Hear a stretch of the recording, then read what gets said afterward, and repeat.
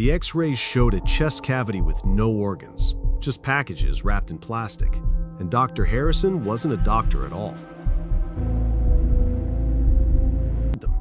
Fewer people, better pay, quiet halls.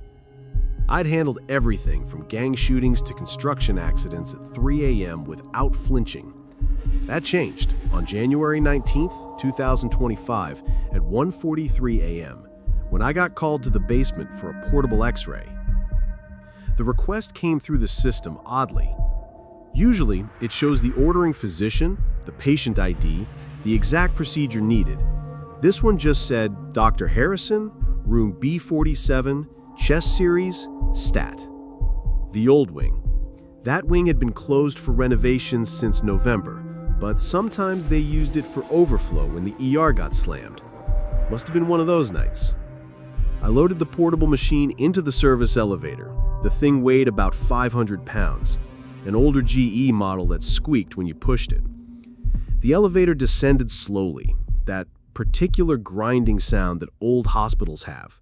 Cables needing oil, probably hadn't been serviced in months. The basement button was covered in tape with construction written in Sharpie, but it still worked. The doors opened to darkness, complete darkness.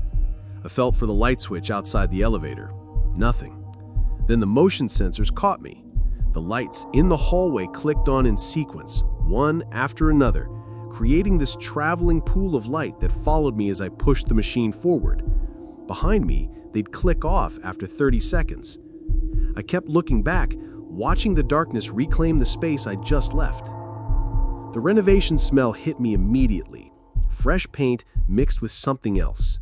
Formaldehyde, that sharp, unmistakable chemical smell that burns your nose. But that didn't make sense. The morgue was in the opposite wing, and they had their own ventilation system specifically to prevent that smell from spreading. I'd worked here long enough to know the building's layout, every shortcut, every restricted area. This smell shouldn't be here. The wheels on the X-ray machine kept catching on plastic sheeting that covered the floor. They'd done a half-hearted job protecting against construction dust. I could hear my footsteps echoing differently down here, that hollow sound that empty spaces make. Room B43 passed on my left, door removed, hinges rusted. B44, B45, plastic covering the doorways. B46, a supply room with boxes stacked to the ceiling, visible through a crack in the door. Room B47's door was propped open with a wooden wedge, the kind you buy at Home Depot for $5. Inside, a single fluorescent fixture flickered in that specific pattern that gives you headaches. 2 quick flashes, pause, 1 long flash, repeat. The room had been converted to something temporary. Fresh white paint on the walls, but sloppy, with drips frozen mid-slide. The floor was bare concrete, with a drain in the center. Why would they put a patient here? A patient lay on a gurney in the center of the room, covered to the chest with a sheet that looked too new, too white, like it had just come from the package. Male, maybe 50s, gray hair, unconscious, but no monitors, no IV, no chart, no crash cart, nothing you'd expect for a stat case. Just him, and Dr. Harrison, who stood in the corner looking at his phone. I'd never actually met Harrison before. He must have been new or maybe worked different shifts. Tall, maybe 6'2", wearing scrubs that seemed off somehow. The color was right, that specific shade of blue we used, but they looked stiff, like they'd never been washed. Just X-ray, Harrison said without looking up from his phone. His voice was flat, no urgency despite the stat order. Standard, PA, and lateral. I started setting up the machine, extending the arm, adjusting the height. The routine was automatic after 6 years. But as I positioned the detector plate behind the patient, something felt wrong. The patient's skin had this unusual sheen under the fluorescence, like a medical training mannequin. His chest wasn't moving. No rise and fall, nothing. I placed my hand near his nose.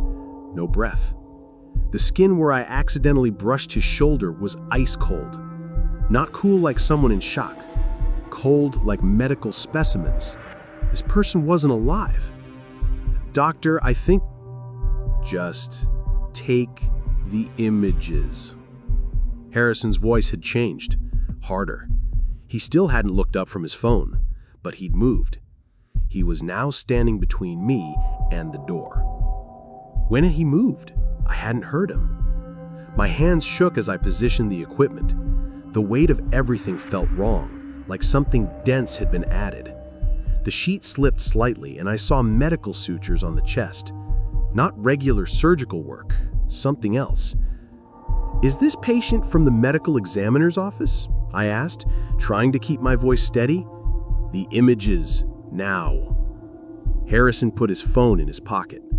That's when I got a good look at his face. His eyes were wrong. Pupils dilated despite the bright fluorescent light. Sweat on his forehead despite the basement being cold enough to see our breath.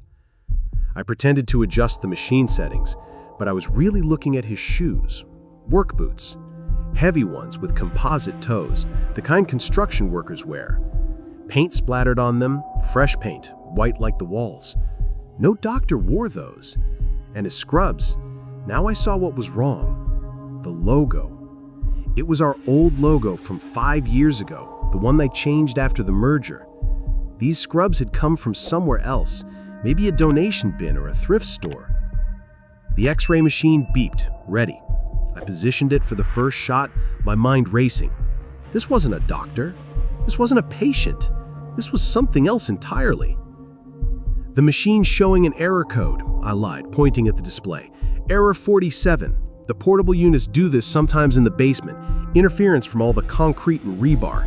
I need to get different plates from radiology. These ones won't work down here." Harrison looked at his phone again, checking the time. "You have 2 minutes." 2 minutes? Why 2 minutes? I wheeled the machine toward the door, my heart hammering so hard I was sure he could hear it. He stepped aside just enough to let me pass, but followed me into the hallway. The motion lights clicked on ahead of us, off behind us. The moment I cleared the door frame, I made a decision. I abandoned the machine and ran, flat out, sprinted toward the elevator. The motion lights fired in sequence ahead of me like runway lights, but they couldn't keep up. I was running into darkness, guided only by the red exit signs. Behind me, boots pounded on linoleum. Getting closer, he was faster than me. The service elevator was still in the basement level, doors closed. I slammed the button. Nothing. Slammed it again. The mechanism groaned to life, doors sliding open with agonizing slowness. I dove inside, hitting the closed door button repeatedly. Harrison's hand shot through the gap just as the doors were closing. I grabbed the emergency phone on the wall and smashed it against his fingers. He yanked his hand back with a curse, and the doors sealed. The elevator rose, slowly, so slowly. Floor B, floor 1, floor 2. I burst out onto the main floor directly into the ER waiting area. Security was right there. People everywhere. Witnesses, safety. Where are you watching from right now? Drop your location in the comments. I'm curious how far these stories travel and whether anyone else has encountered something like this. I stumbled to the security guard, gasping, barely able to form words. "There's someone, basement, room B47, not a doctor." Security called for backup and went down with 2 officers. I stayed in the ER, surrounded by people, shaking. 20 minutes later, they returned. The room was empty. No gurney, no body, no Harrison. But the X-ray machine was still there, and somehow it had taken images. When I developed them, I had to see, had to know. They showed a chest cavity that made no sense. The internal structure had been altered. In place of what should be there were packages, rectangular shapes wrapped in what looked like plastic, dense enough to show clearly on the X-ray. Someone had used this for smuggling. The police brought in crime scene techs. They found traces of medical preservatives consistent with teaching specimens. They found boot prints matching size 11 work boots. They found something else, a receipt from a medical supply company, dropped in the hallway. It was for surgical supplies, paid in cash, with a delivery address to a facility that had closed 3 months ago. They thought the X-ray was to check the packaging, make sure nothing had shifted during transport. They needed a real X-ray machine, a real technician to operate it. They studied the shift schedules. They knew I'd be alone. They knew which room was isolated enough. They knew exactly how long they'd have before anyone would check on me. They never caught Harrison. The name was fake, obviously. But 3 weeks later, another hospital 2 states over had the same thing happen. Same method, same request for x-rays. The tech there wasn't as lucky. They found her locked in a supply closet, unconscious with injuries from being struck. She survived, but couldn't remember anything after arriving at the room. The FBI got involved after that. They said it was part of a larger operation, using medical teaching materials to smuggle contraband internationally. The preservation process masked detection methods. The official paperwork for transporting medical specimens avoided most security checks.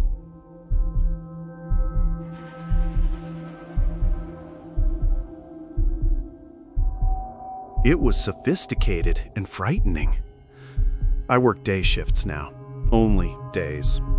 But sometimes I still dream about those motion sensor lights, clicking on one by one, chasing me through the dark. I dream about that strange appearance on the gurney, about Harrison's dilated eyes, about the weight of something that had been altered for smuggling. Last month, I got a text from an unknown number. Just one line. Error 47. The same lie I'd told Harrison. I changed my phone number the next day, but I know it doesn't matter. They studied me before. They knew my schedule, my habits, probably my home address. And somewhere out there, Harrison is still wearing those paint-splattered boots, still moving contraband through medical channels, still looking for the next technician, working alone in a basement. I worked at a 24-hour quick lube shop off Highway 99 near Fresno for 3 years. Graveyard shift. Just me and the fluorescent lights from 11 p.m. to 7 a.m. That changed after what happened on Thursday, February 6th at 2:33 a.m. A black Camry pulled into Bay 3. California plates, but covered in red dust like it had been off-road. The driver, a woman in her 40s wearing a business suit, handed me the keys without making eye contact. She walked to the waiting room while I got started. Under the car, draining the oil, I noticed something. The undercarriage had fresh scratches, deep ones, and caught in the wheel well, a piece of blue fabric, the same blue as our shop uniforms. I pulled it free. It had a name tag still attached. Marcus. He'd quit 2 weeks ago, supposedly moved to Portland. The drain plug gasped as the last oil gurgled out. That's when I heard the woman on the phone in the waiting room. Her voice carried through the thin walls. No, he's alone. Yes, Bay 3. The uniform fits. My chest tightened. I slid out from under the car and grabbed my phone. No signal. The shop's Wi-Fi was down too. I could see the dead router lights from where I stood. The landline had been disconnected months ago to save money. She appeared in the bay doorway, still on her phone, watching me. He found it, she said to whoever was listening. Then she ended the call and smiled. Problem with the car? I forced myself to stay calm, kept working, filled the oil, checked the levels. My hands stayed steady even though my mind was racing. She never stopped watching, never sat down, just stood there in her wrinkled suit, arms crossed. At 2:47 a.m., I heard another engine. A van pulled up outside but didn't enter the bay. 2 men got out. One walked to the shop's entrance, the other circled around back. The woman stepped closer to me. Almost done? The oil cap clicked as I tightened it. Just need to check the computer for the service record. I walked toward the office, but she moved to block me. That won't be necessary. The man from the front entrance appeared behind her, tall, wearing a baseball cap pulled low. He had something in his hand, zip ties. The woman reached for my work phone on my belt. Give me your keys, shop and personal. What would you do when you're trapped in your own workplace? Because that's what I was thinking as I heard the back door's lock click open. If you're watching this at work right now, maybe take a second to subscribe. As a small creator with limited resources, your support helps me research and share more alleged true stories like these. I did the only thing I could think of. Hit the bay door button and rolled under the Camry as it started rising. The women grabbed for my ankle but missed. The man with the zip ties lunged forward but tripped on the oil change pit cover I'd left askew. I scrambled out the bay door and ran for the truck stop across the highway. Made it halfway across the parking lot before I heard footsteps behind me. The third person, the one who'd gone around back. He was faster than me, younger. His hand caught my collar just as I reached the truck stop's lights. But truckers were watching, 3 of them, standing by their rigs, coffee in hand. The hand let go immediately. I stumbled into the truck stop and called 911 from the cashier's phone. The police found the Camry abandoned 2 miles away. The VIN was filed off. The plates were stolen. But in the trunk, they found other things. Work shirts from different shops, a janitor's key card, a security badge from a warehouse, all with different names, all from night shift workers. Marcus never made it to Portland. They found his car at a salvage yard the next week. He'd been reported missing by his roommate, but since he'd talked about leaving town, nobody had pushed it. The blue fabric from the wheel well matched his last uniform exactly. They never found the 3 people. But another night shift worker disappeared from a shop in Bakersfield. Same pattern. Alone on shift, no cameras, phone lines mysteriously down. I work days now. Only days. But sometimes when I'm under a car and I hear footsteps above me, my whole body tenses. Because I know what they were planning. The zip ties, the van, the filed-off VIN. They're still out there, shopping for night shift workers, checking for shops with 1 person on duty, looking for the next Marcus. I'd been driving trucks for 12 years when I took the contract to haul medical supplies from Seattle to Minneapolis.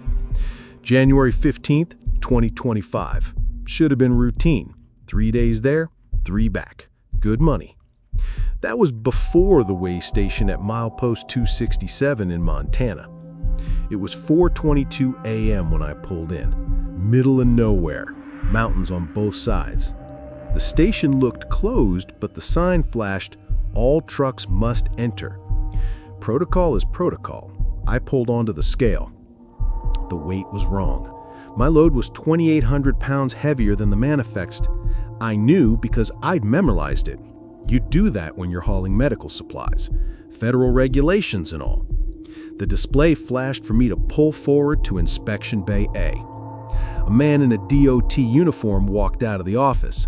Badge said Inspector Williams. But something was off. His boots were wrong. Too new. Too expensive. And DOT inspectors don't usually work alone at 4 a.m. "Need to inspect your load," he said, already walking to my trailer. Routine check. My sealed trailer, the one with tamper-proof locks that would cost me my contract if broken. "I can't open that without authorization from dispatch," I told him. He smiled, pulled out a phone. "Already cleared. They said you might be confused. Long drive and all." He showed me a screen with what looked like an email from my company, but the domain was wrong, 1 letter off. That's when I noticed the second man, standing by the office door, not in uniform, just watching, hand in his jacket pocket. The parking lot had no other trucks, no other vehicles except a white rental van parked behind the building. "I need to call dispatch myself," I said, reaching for my phone. "No signal out here," Williams said. He was right. I checked. "Use the office phone." The second man opened the office door for me. Inside, the phone was there, but the cord was cut. Not torn. Cut clean. Recent. I could smell the exposed copper. Williams stood right behind me. Problem with the lines. Happens all the time up here. My trailer's lock beeped. Someone was trying the combination. I looked out the window. A third person was at my trailer with some kind of electronic device. Hey! I started for the door, but Williams grabbed my arm, hard. Just need to check your load. Federal authority. The second man moved between me and the door. I noticed a tattoo on his neck. Russian letters, prison style. These weren't DOT inspectors. You're not federal anything, I said. Williams' expression changed, dropped the act. Smart man, but you're still gonna open that trailer. The thing about driving truck for 12 years, you learn to read situations. These men wanted my medical supplies. The extra weight in my trailer meant they'd already added something, probably at my last fuel stop while I was inside.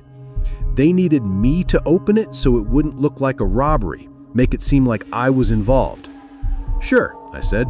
Let me get my paperwork from the cab first. Williams nodded to the second man, who followed me out. But truckers keep more than paperwork in their cabs. The moment I opened the door, I grabbed the air horn cord and laid on it. The sound echoed off the mountains, deafening. Then, I locked myself in and started the engine. Williams ran toward the cab, but I was already moving. The white van screeched out from behind the building, trying to block me. I clipped its front end, sending it spinning. The way station's exit was blocked by a mechanical arm. I drove straight through it. The impact barely slowed my rig.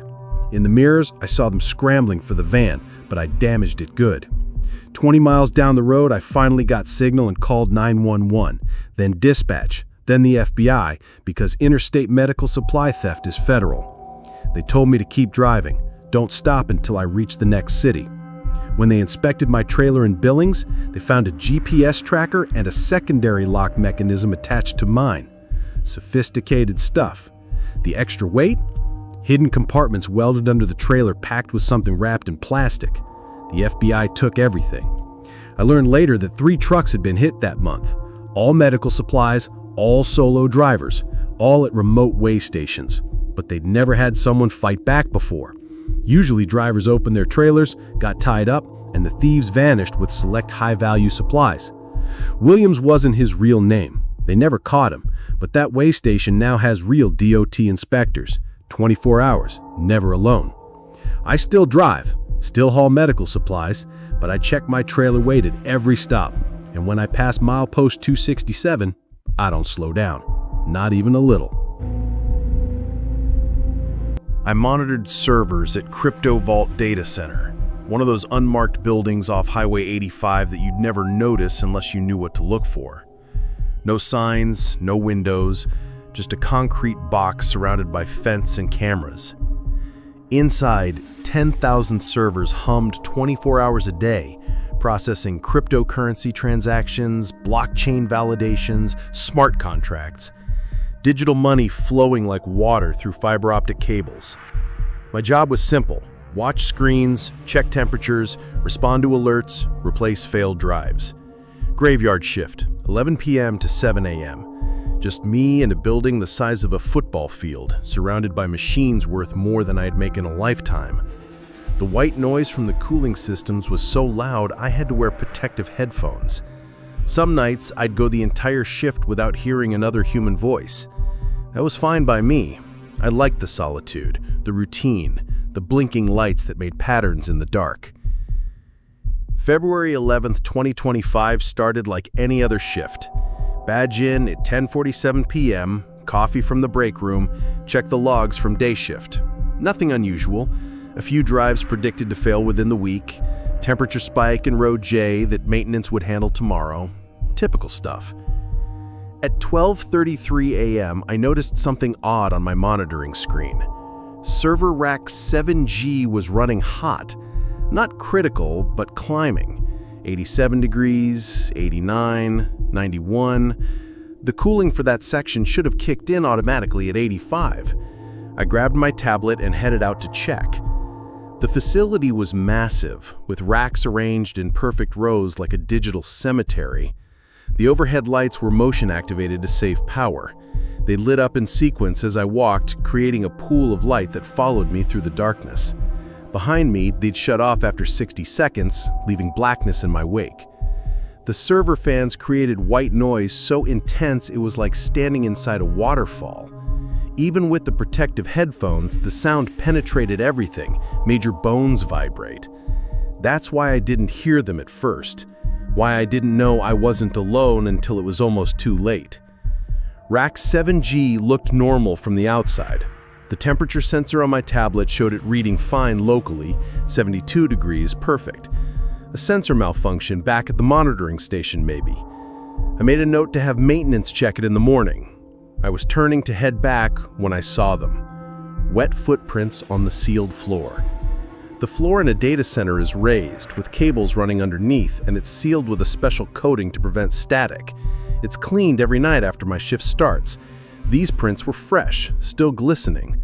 Work boots from the tread pattern, leading deeper into the facility, away from the normal pathways. We had man-trap security at the entrance, biometric scanners, fingerprint and retinal, weight sensors that detected if more than one person tried to enter. No one could get in without authorization, and I was supposedly alone. The only other person with access tonight was the facility manager, and he was in Hawaii for his daughter's wedding.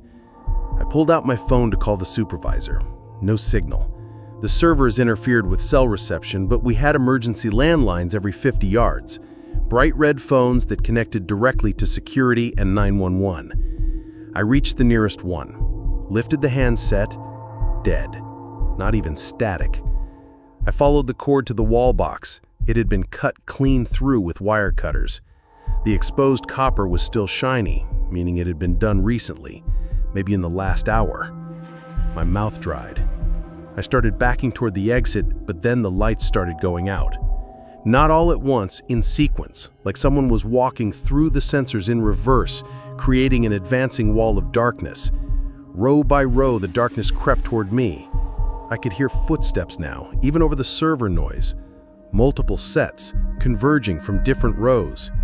They knew the layout. They had been here before. The exit was blocked.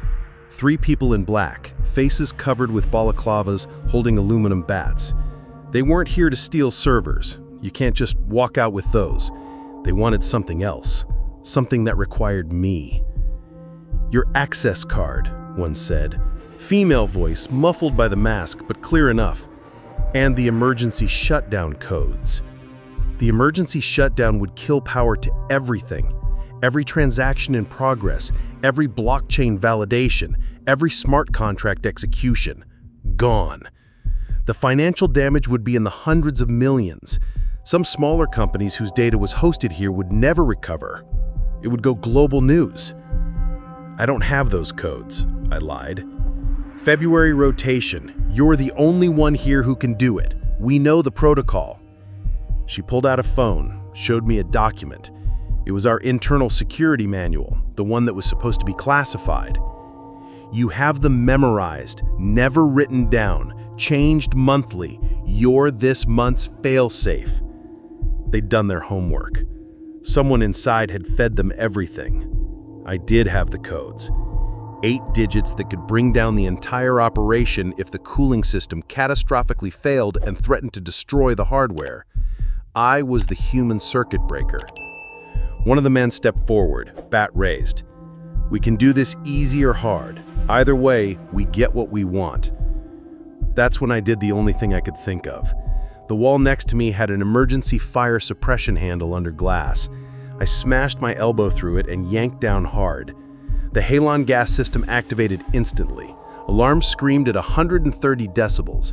The gas designed to displace oxygen and prevent fires flooded the room in white clouds. In 30 seconds, the oxygen level would drop too low to remain conscious. In 60 seconds, we'd all be unconscious. In 90 seconds, we could be dead. They ran for the exit immediately. So did I. But I went sideways first, into the network operations center. It had its own air supply, sealed environment for sensitive equipment. I slammed the door and triggered the lockdown protocol from the main console. Every door in the facility magnetically locked. Bulletproof glass barriers dropped at all exits. The building became a prison. They were trapped in the loading bay when police arrived 8 minutes later, all three unconscious from the halon gas, but alive. The emergency ventilation had kicked in after 5 minutes, probably saved their lives. They were part of a cyber terrorism group trying to destroy evidence of cryptocurrency fraud. A major exchange was about to be exposed for running a Ponzi scheme. $3 billion in fake trades, phantom money that existed only on paper. The FBI had been building a case for 2 years. Crashing our data center would have destroyed the evidence, made it look like a system failure instead of fraud. But here's what terrifies me. They had inside information. They knew about the February rotation, knew I'd have the codes, knew I'd be alone. Someone in the company, someone I probably said good morning to every day, had fed them everything. That person was never caught. During the investigation, they found more. The group had been in the building before, 3 times in the past month, during day shifts when there were more people around. They'd come in as contractors, mapping every corner, every emergency system, every camera blind spot. They'd installed devices that would jam cell phones. They'd identified which landlines to cut. They'd studied my routine through the cameras, when I took breaks, which routes I walked, how long each round took. Subscribe and like if you've made it this far, because what happened next is why I'll never work alone again.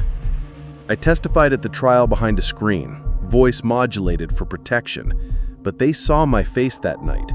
All 3 of them got a good look before I pulled the halon trigger.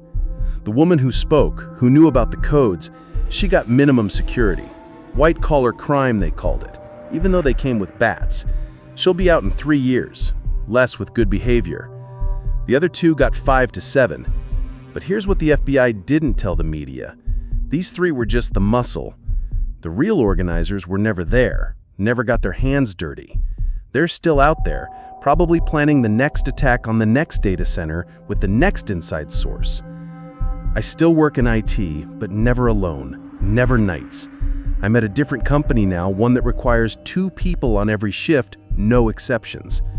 When I'm in a server room and the lights flicker, my whole body goes cold. Because I know how easy it is for someone to get in if they have help from the inside. And I know 3 people who saw my face, who know my name, who have nothing but time to plan what comes next. Last week I got a letter at my new job. No return address, forwarded from my old company. Inside was a single line of code, the shutdown sequence I would have had to enter that night. Below it, handwritten, 3 years goes by fast. I showed it to the FBI. They said it was probably just an intimidation tactic, that people in prison can't hurt me. But prisoners have friends. Prisoners have family. Prisoners get out. The data center installed new protocols after that night. Nobody works alone.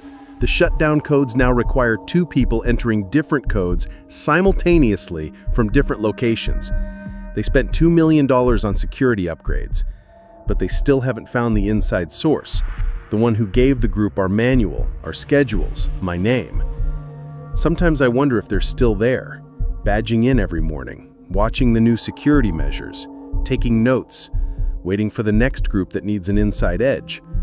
Sometimes I wonder if they're watching me at my new job, if they followed me here, if history is about to repeat itself. The FBI agent assigned to my case checks in monthly, says I'm safe, says they're monitoring the situation. But last month he mentioned something that chilled me. The woman in minimum security has been corresponding with someone on the outside. Lots of letters, all in code they can't break, all going to the same P.O. box in Nevada. 3 years. She'll be out in 2028. I've already started looking for jobs overseas, somewhere far from data centers and server rooms and emergency shutdown codes. Somewhere where nobody knows about the night I chose the building over the people threatening me. Somewhere where that choice can't come back to haunt me. Because I know what those bats were for. I know what would have happened if I'd entered those codes. And I know that somewhere, someone is still very angry that $3 billion in evidence survived because I pulled a fire suppression handle instead of giving them what they wanted. I worked night audit at the Grand View Hotel downtown for 4 years. It's one of those historic buildings from the 1920s, 14 floors of faded elegance that attracted business travelers who didn't know better and locals who got discount rates.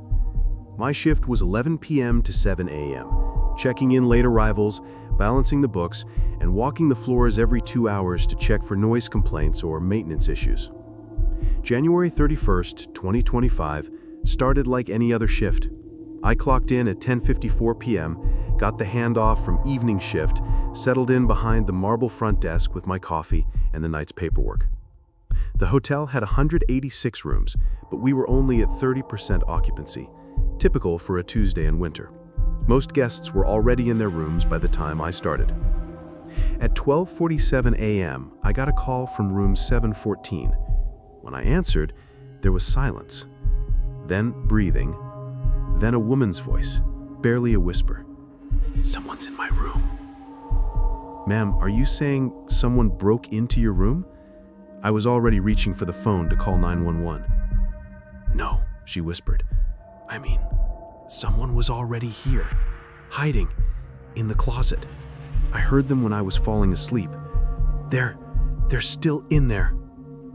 My blood went cold. I pulled up the registration. Room 714 was registered to Jennifer Walsh, checked in alone that afternoon. The door logs showed her keycard used at 9:15 p.m., no other entries.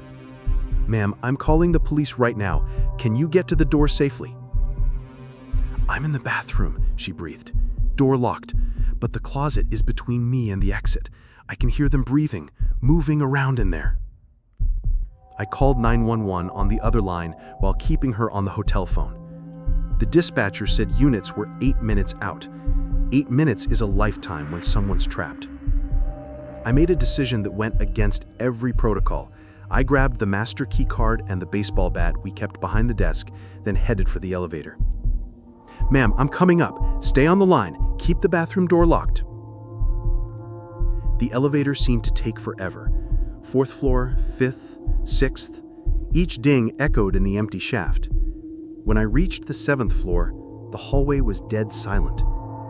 Those old hotels, they have thick walls, thick doors. You could scream and no one would hear you. Room 714 was at the end of the hall. I approached quietly, bat in one hand, master key in the other. I could hear Jennifer on the phone through the door, still whispering to me. But I could hear something else too. Movement from inside the room, shuffling, like someone trying to find their way in the dark. I slid the key card as quietly as possible. The lock clicked green. I pushed the door open slowly. The room was dark except for a sliver of light under the bathroom door. The closet door was open, hanging wide, but I couldn't see inside from my angle. "Jennifer," I said loudly, making my presence known. "This is hotel security. The police are on their way." The shuffling stopped. Complete silence. Then, fast, so fast I barely saw it, someone burst from the closet. A man in maintenance coveralls, but wrong. Our maintenance uniforms were blue. These were gray. He was carrying a small backpack and something in his other hand. It looked like a camera. He charged straight at me. I swung the bat, connected with the shoulder.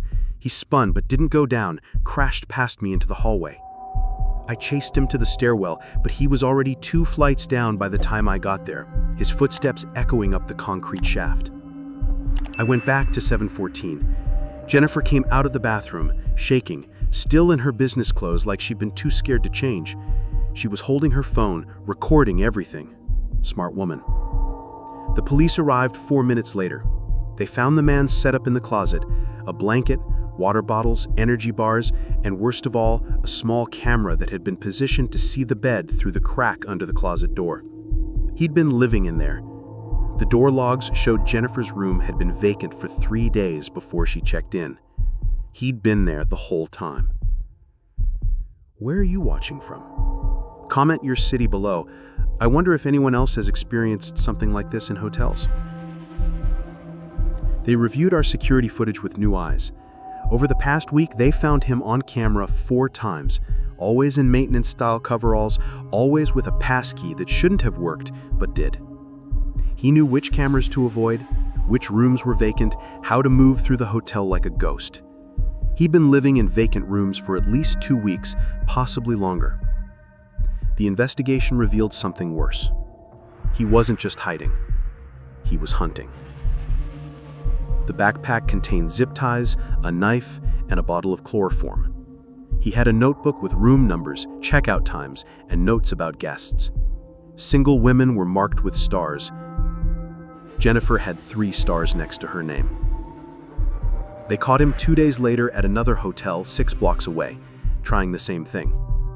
His name was Marcus Hoffman, and he'd worked maintenance at 5 different hotels over 2 years, always quitting before background checks were complete.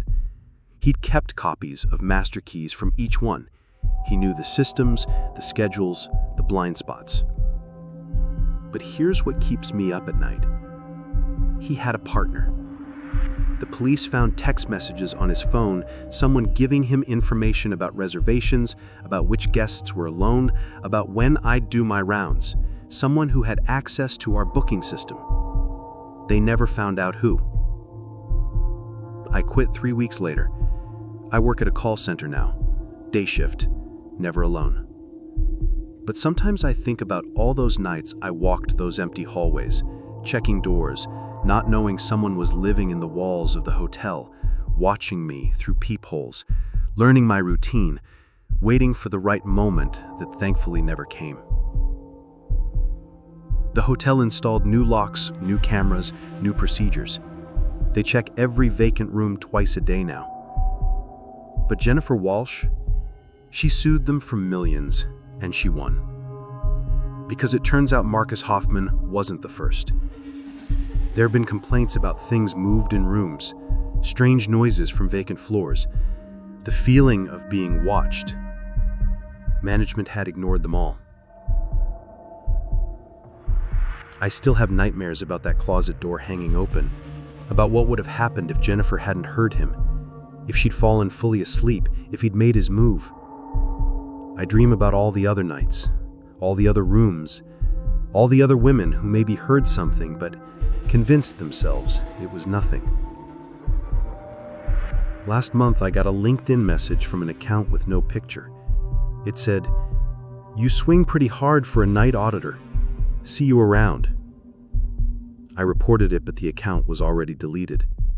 Marcus Hoffman is in prison for 15 years, but his partner is still out there, still has access to hotel systems, still knows my name. I supervised the night shift at a distribution warehouse in Phoenix, one of those massive facilities that processes thousands of packages every night. My team had 12 people, but the building was so huge you could go hours without seeing another person. We worked 9 p.m. to 5:30 a.m., sorting packages, loading trucks, keeping the flow of commerce moving while the city slept. February 8th, 2025, was supposed to be routine.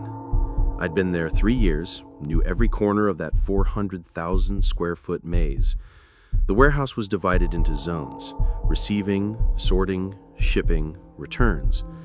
Each zone had its own team, its own rhythm. That night, I was covering Zone C, the return section, because 2 people had called in sick. Around 1:15 a.m., I noticed something odd on my scanner. Packages were being processed in Zone E, but Zone E was supposed to be closed for maintenance. The conveyor system was down for repairs. I radioed Tony, who was working that section. "Tony, you showing any activity in Zone E?" Static. Then, "Zone E is locked down, boss. Has been since 11. But my scanner showed 17 packages processed in the last 10 minutes. Real-time data. Someone was in there, using the manual override to run packages through. I decided to check it out myself. The warehouse at night is a different world. The main lights are dimmed to save power, leaving pools of shadow between the industrial shelving units that tower 40 feet high. The only sounds are the hum of conveyors, the beep of scanners, and the distant rumble of trucks at the loading docks. Zone E was at the far end, a 15-minute walk through aisles barely wide enough for the forklifts. As I got closer, I could hear it, the distinctive whir of a conveyor that shouldn't be running. The maintenance lock on the door had been cut, not broken, cut clean through with bolt cutters. I pushed the door open slowly. Inside, 5 people were working a line, moving packages with practiced efficiency. But they weren't my people. They wore our uniforms, had our equipment, but I didn't recognize any of them. They were taking specific packages, scanning them with modified devices, and loading them into a van backed up to an emergency exit that should have been alarmed. One of them looked up and saw me. A woman, maybe 30, with cold eyes. She didn't panic, didn't run. She just said, "You're early." Early for what? I kept my hand on my radio. Rounds aren't supposed to be until 2:30. She checked her watch. "You're off schedule, David." She knew my name, knew my routine. I keyed my radio, but nothing happened. Dead. They had a jammer. If you're enjoying these stories, subscribe. Every subscription helps me continue researching and sharing these real encounters. The others stopped working, turned to face me. 5 against 1. The woman reached into her pocket, pulled out a phone, showed me the screen. It was a photo of my house, my car, in the driveway, taken that morning. "We know where you live. We know where your sister works. We know your nephew goes to Riverside Elementary. You're going to walk away, go back to Zone C, and forget you saw anything. In 20 minutes, we'll be gone, and this never happened." My mouth dried. They'd done research. Extensive research. This wasn't random. They'd been planning this, studying us, waiting for the right night when the right people called in sick. Those 2 who were absent, were they really sick? Or were they part of this? "What are you taking?" I asked. "Electronics, specific serial numbers. Already paid for, just need to be redirected." She smiled. "Your company ships millions of dollars of product every night. A few packages won't be missed, unless you make them missed." I backed toward the door, mind racing. 5 people, organized, with inside information. They knew our schedules, our procedures, had access to our systems. This wasn't a one-time thing. This was an operation. "Smart choice," she said. 20 minutes. I left. But I didn't go back to Zone C. I went to the server room, which had a landline that couldn't be jammed. Called 911, then corporate security, then my manager. Gave them everything. Descriptions, the van, the emergency exit they were using. The police response was massive. They surrounded the building, blocked every exit. But when they breached Zone E, it was empty. The van was gone. The emergency exit showed signs of use, but the alarm had been professionally disabled. The cut lock was gone, replaced with an identical one. If I hadn't called it in, there would be no evidence at all. They reviewed the security footage. Nothing. The cameras in Zone E had been looped, showing empty aisles while the theft was happening. The parking lot cameras mysteriously malfunctioned during the exact window they would have captured the van. But they made one mistake. The woman's phone, when she showed me the photo, I saw the reflection in her sunglasses on the dashboard. A partial license plate. It was enough. They arrested 7 people over the next month.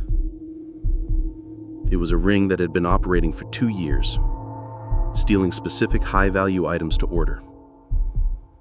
They had people in 4 different warehouses, 2 shipping companies, and someone in our corporate IT who fed them information.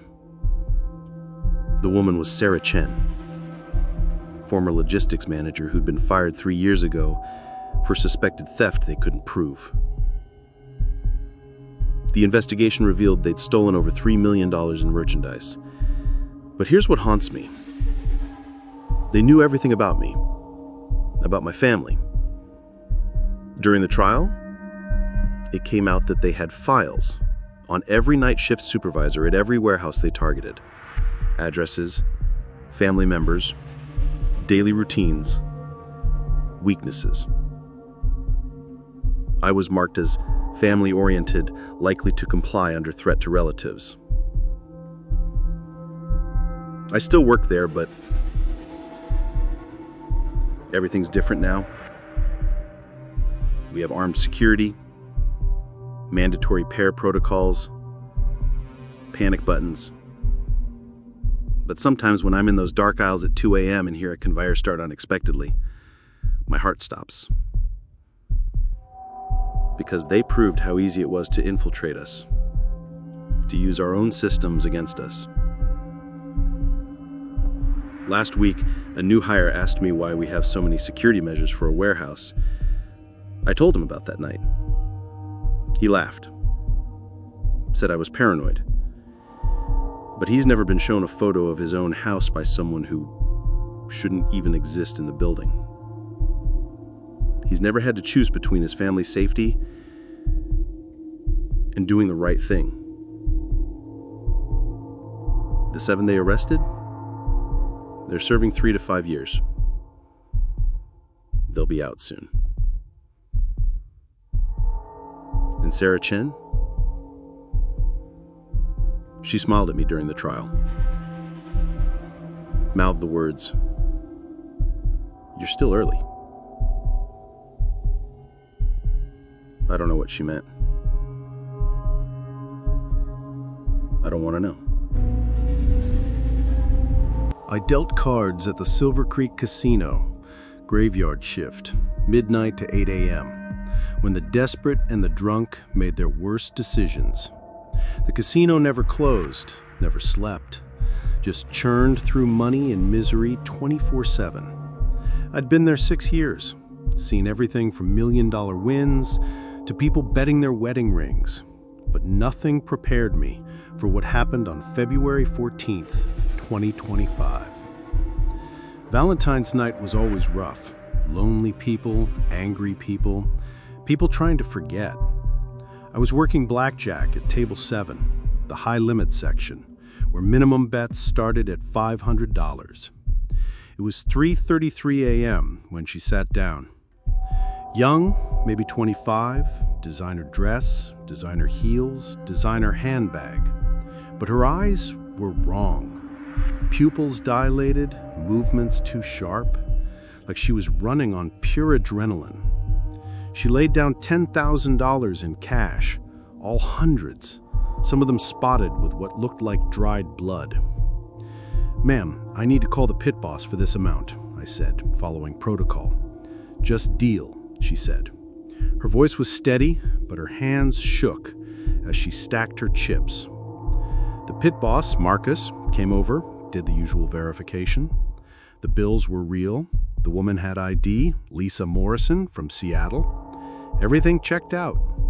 But something felt wrong. The blood on the bills, the way she kept checking over her shoulder. The fact that she was alone at 3 a.m. on Valentine's with 10 grand in suspicious cash. I started dealing. She played aggressively, doubling down on everything, splitting tens, making moves that made no mathematical sense.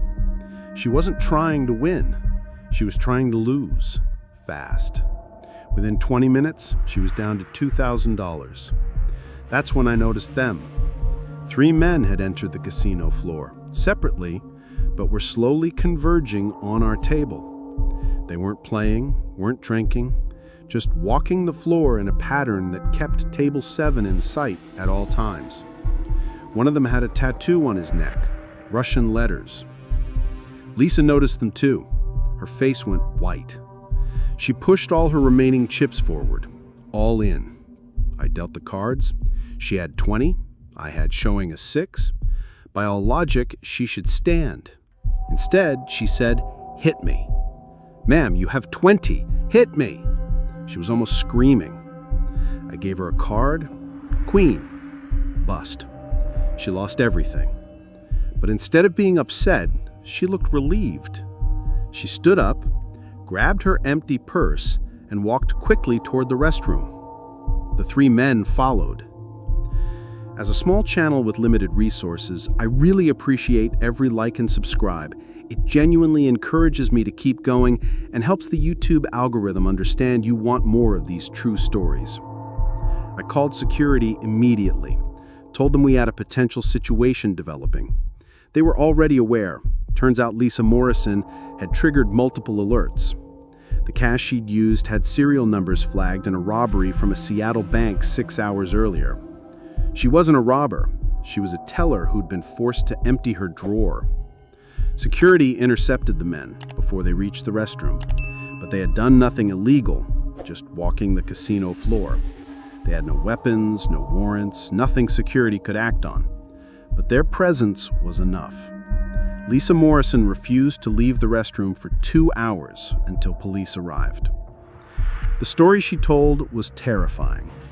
The men were enforcers for a loan operation.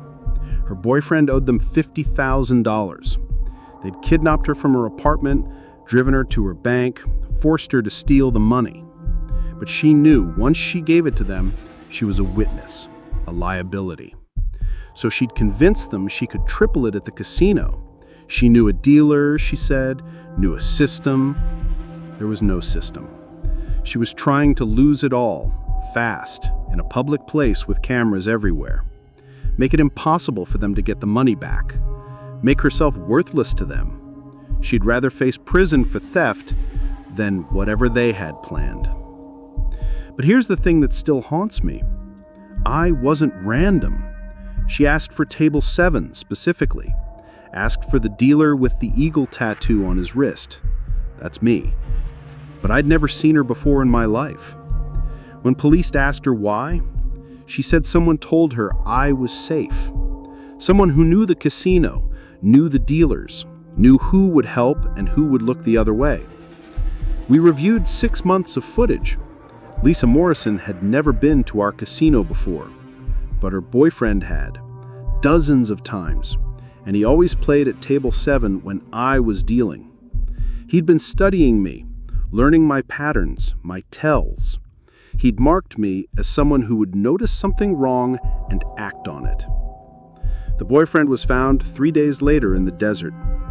The men who'd brought Lisa to the casino disappeared. The FBI got involved. Turns out this was part of a larger operation, forcing people to steal and then launder money through casinos. Lisa testified in exchange for immunity. She identified 17 other people who'd been forced to do the same thing. But they never found the person inside the casino who was feeding them information. Someone who knew our schedules, our procedures, which dealers would help and which would stay quiet. Someone who's probably still there, still watching, still marking people as safe or compliant. I transferred to day shift, but it doesn't feel safer. The casino is the same machine, churning through money and desperation. But now I know that some of the desperate people at my table aren't there by choice. Some of them are playing for their lives, and I'm part of a game I never agreed to play. Every time someone sits down with blood-stained bills or shaking hands or that particular terror look, I wonder, are they here by choice? Are those men in the corner really just tourists? Is that woman who just lost everything actually winning her freedom? The casino added more security after that night.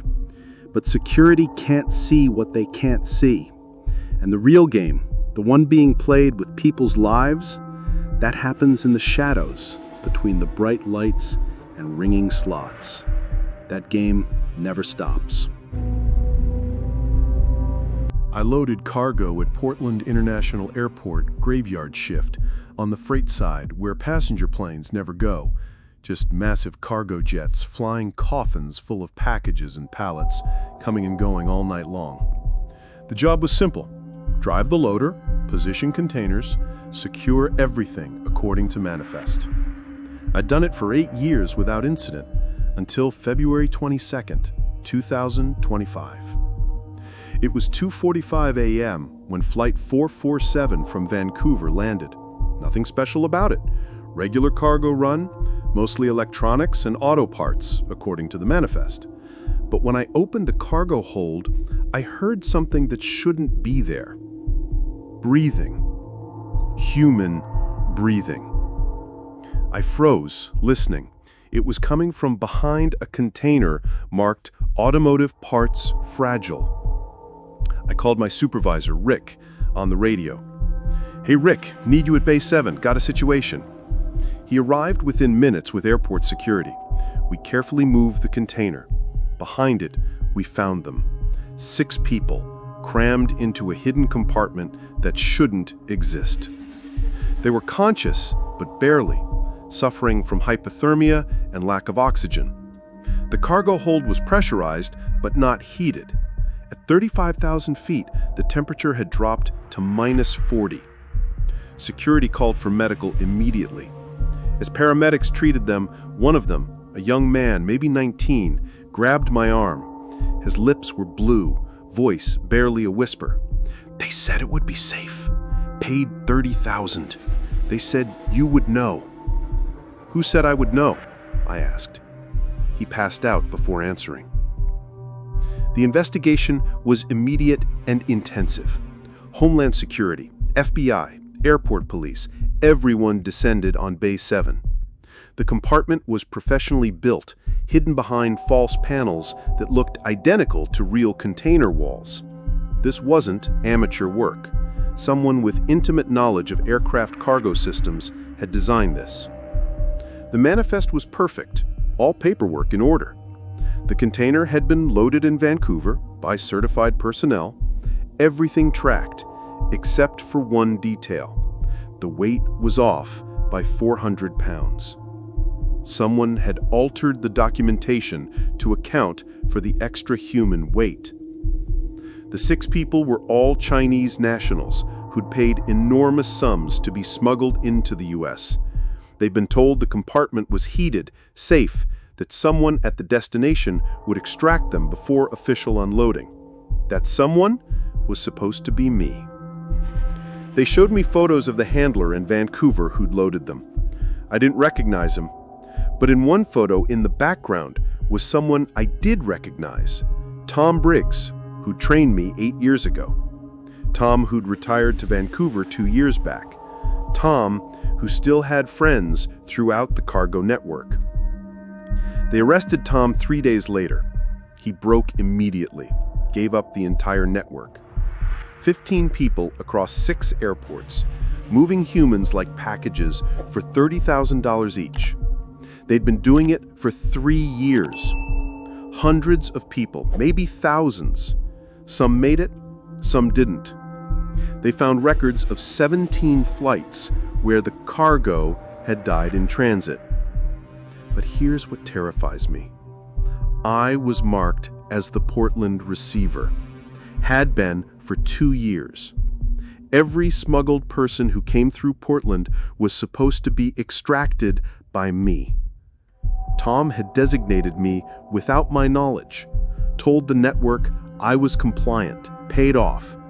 The 6 people in Flight 447 were told to stay quiet until I came for them. The network had backup plans for when the designated receiver didn't cooperate.